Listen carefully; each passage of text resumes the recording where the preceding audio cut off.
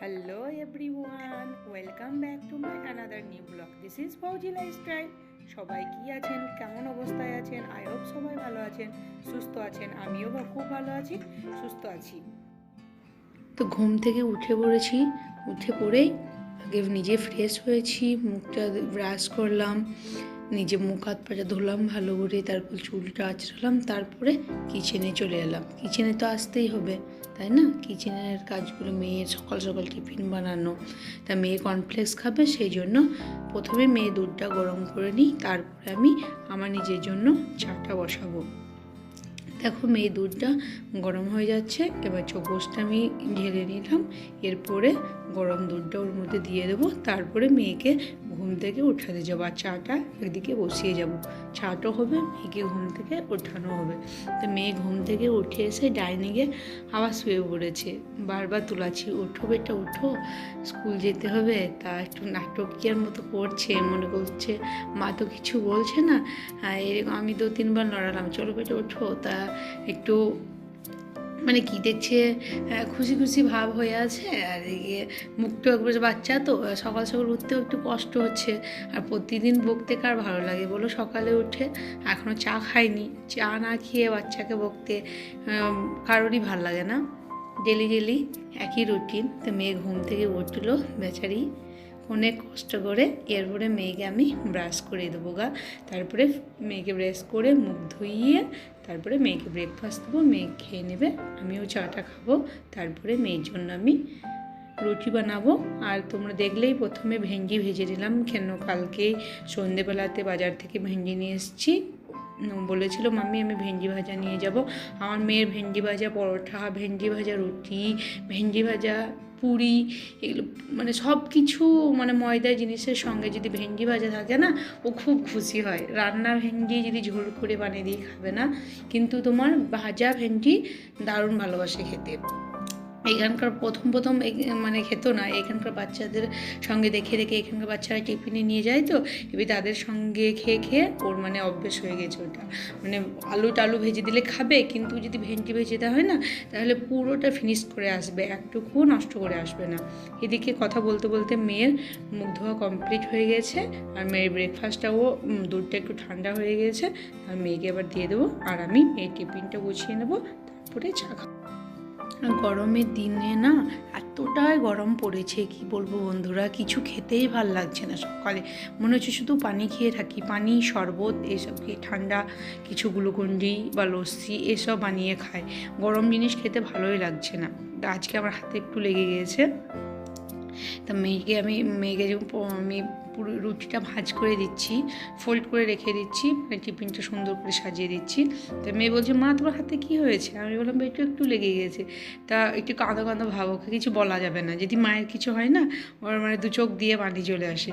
তা আমি প্রথমে বললাম ফ্রুট কী নেবে, ম্যাঙ্গো আছে আর শসা আছে আর কলা আছে। তা বলছে আমাকে কলাটাই দাও, আমার কলা বেশি ফেভারিট। কেননা শসা 2-3 দিন দিয়েছিলাম তো 1 পিস 2 পিস খায়, পুরোটা ঘুরে আসে, কিন্তু কলাটা দিলে মানে পুরোটাই খেয়ে আসে, একটুকুও ঘুরে আসে না। কিন্তু আমি ডেলি ডেলি একটা ফ্রুট দিতেও ভালো লাগে না, বললাম ম্যাঙ্গোটা নিয়ে যাও, তা বলছে ম্যাঙ্গোটা কালকে নেবো। দেখো ও টিফিনটাও রেডি করে দিয়েছি, আর ওকে সুন্দর করে ড্রেস পরিয়ে ক্রিম মাখিয়ে পাউডার দিয়ে পুরো রেডি হয়ে গেছে। এরপরে বাসে টাইম হয়ে গেছে, তা আমি বাসে উঠিয়ে দিয়েছি, তারপরে বাকি কাজগুলো করব। তা আমার মেয়ে ডেলি রুটিন, যাওয়ার সময় তো একটু ড্যান্স করতেই হবে, মানে খুশি মনে স্কুল যাবে। ড্রেস পরা হয়ে গেলেই মানে ওর কোনো মন বেজা নেই, মুড অফ নেই, পুরো ফুল মুডে নাচতে নাচতে স্কুল যাবে। মেয়েকে স্কুলে দিয়ে আসার পরে আমি সয়াবিন আলু বেগুন দিয়ে একটা সবজি বানাচ্ছি পাতলা করে, কারণ এই গরমে বেশি রিচ খাবার খাওয়া যাবে না। যত হালকা মশলা দিয়ে বানানোর চেষ্টা করেছি, যতটুকু পেরেছি হালকা মশলা দিয়ে বানিয়েছি খাওয়ার মতো, এটাই বানাবো। আর এসে তখন ডাল আছে, মসুর ডাল আছে একটু, আর ভেন্ডি ভাজা আছে মেয়ের। তা আজকে দুপুরে ভেন্ডি ভাজা দিতে আমি যখন ভয়েসটা দিচ্ছিলাম রাতে, তখন মেয়েকে ভেন্ডি ভাজা দিতে আমার মনে নেই। মানে যখন ভয়েসটা দিচ্ছি তখন আমি দেখছি যে মেয়েকে তো ভেন্ডি দেওয়া হয়নি দুপুরের ভাতে। তা ভেন্ডি ভাজাটা আছে, রাতে দেবো, মেয়ে খুব খুশি হবে তখন। তো এখন আমার আর সবজিটা হচ্ছে একদিকে গ্যাসে, আর আমি নিজের জন্য রুটিটা বানিয়ে নিচ্ছি। কেননা ভাবছিলাম রুটি বানাবো না, গরমে খেতে ভালো লাগছে না, কিন্তু নিজেকে একটা ক্লাসের মধ্যে যেতে হচ্ছে। নিজের পেটটা যদি না ভরে থাকে, হালকা পাতলা খেলে তো মানে ভোগ লেগে যাবে তাড়াতাড়ি। নিজেকে ভালো রাখার জন্য বা মেয়েকে হাজব্যান্ডকে ভালো রাখার জন্য আমাকে তো মানে খেতেই হবে, তাই না? সেই জন্য আমি রুটিগুলো বানিয়ে নিচ্ছি। কিন্তু রুটি খেলে অনেকক্ষণ পেটটা ভরে থাকে, 2-2.5 ঘন্টা। আর এই গরমে রুটি খাওয়ার পরে বারে বারে পানির তেষ্টাতেও লাগবে, মানে শরীরে পানিটাও কম হবে না। আর ডাক্তারে এমনিতেই বলেছে যে তোমার শরীরে রক্তর কমই আছে, যতটা % রক্ত থাকা দরকার সেটা রিপোর্টে এসছে, যতটা রক্ত থাকা দরকার ততটা রক্ত নেই। সেই জন্য বলেছে তুমি, আমার ফ্রুট খেতে বলেছে বেশি বেশি, কিন্তু আমার ফ্রুট অতটা পছন্দ নয়, কোনো একটা সময়তেই আমার ফ্রুট ভালো লাগে না খেতে। কিন্তু কি ছেলে মেয়ের জন্য, হাজব্যান্ডের জন্য, বেঁচে থাকার জন্য তো খেতে হবে, তাই না? দেখো এদিকে আমার সবজিটা হয়ে গেছে, সবজি মশলা দিয়ে দিলাম আর একটু গরম মশলা দিয়ে দিলাম। তো আমার সবজিটা রেডি। এখন গ্যাসটা অফ করে দেবো, তারপরে আমি স্নানে চলে যাব। তো আমি স্নান করে সমস্ত কাজকর্ম করে ব্রেকফাস্ট করলাম। ব্রেকফাস্ট করতে করতে মাকে ফোন করছিলাম, সেই জন্য আজকে ব্রেকফাস্ট দেখানো হয়নি। দেখানোর পরে দেখো আমি কালকে ধোসা বানাবো, মেয়ে বলেছে মা ধোসা বানাতে, তো সেই জন্য আমি চাল আর কলাইটা ভালোভাবে ধুইয়ে এখন ভিজিয়ে রেখে গেলাম। বিকালে ওটাকে মিক্সিতে পেস্ট করে রেখে দেবো, কালকে সকালে তখন আমি ধোসা বানাবো। তো এখন আমার ক্লাসে যাওয়ার টাইম হয়ে গেছে। দেখো আমি ফ্রিজের পানি অর্ধেক নিয়ে নিলাম আর অর্ধেক নর্মাল পানি নিলাম, কেন একটু ঠান্ডা হবে। আর এই প্রচণ্ড গরমে ঠান্ডা পানি খেতেই বেশি ভালো লাগে, কেননা ওইখানে সব কোল্ড ড্রিঙ্কস পার্টি চলছে। কালকেও হয়েছে কোল্ড ড্রিঙ্কস পার্টি, একটা দিদি দিয়েছে, পরশু একটা দিদি দিয়েছে, আজকে একজনে দেবে, মানে সব লিস্ট হয়ে গেছে। একদিন পর একদিন কেউ না কেউ দেবে, একদিন আমার পালা আসবে, আমাকেও দিতে হবে। এরকমভাবে সবাই মিলে ওইখানে একসঙ্গে ঠান্ডা কিছু না কিছু এখন পার্টি করি। সমস্যাটা এখন অ্যাভয়েড করেছি। তো সকাল থেকে তোমাদের সামনে আসা হয়নি বন্ধুরা। এখন আমি ক্লাসে যাব। কয়টা বাজে এখন? 9:27 বাজছে। তা আমি কার্টেনগুলো পুরো সব বন্ধ করে দিয়ে যাই, কেননা এত রৌদ্র তাপ, কিছু বলার নেই, রুম পুরো গরম হয়ে যাবে বিকেল হতে হতে। দেখো আমি কার্টেনগুলোকে সব লাগিয়ে দিলাম, কেননা ভিতরে যেন একটু রোদ না ঢোকে। যতই কার্টেন লাগিয়ে দিই গরম তো থাকবেই, তাই না? ওর বাপি এলে কুলারটা লাগানো করাবো, কেননা কালকে বিকালে এত গরম করছিল, মানে ঘুমোতে পারা যাচ্ছিল না। পুরো হাওয়াটা গরম হাওয়া আসছিল, দুটো ফ্যানের হাওয়া, পুরো গরম হাওয়া, একদম ঘুম আসছিল না।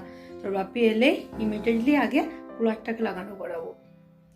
মেয়েকে তো দেখতে পেলে, মেয়েকে স্কুলে দিয়ে আসার পরে আমি সয়াবিন আলু বেগুন দিয়ে একটা সবজি বানিয়ে নিয়েছিলাম, ওটা দিয়ে আমি পরোটাটা খেয়ে নিয়েছিলাম, স্নান করেছিলাম, তারপরে ব্রেকফাস্ট করেছি, কাপড়গুলো ধুয়েছিলাম।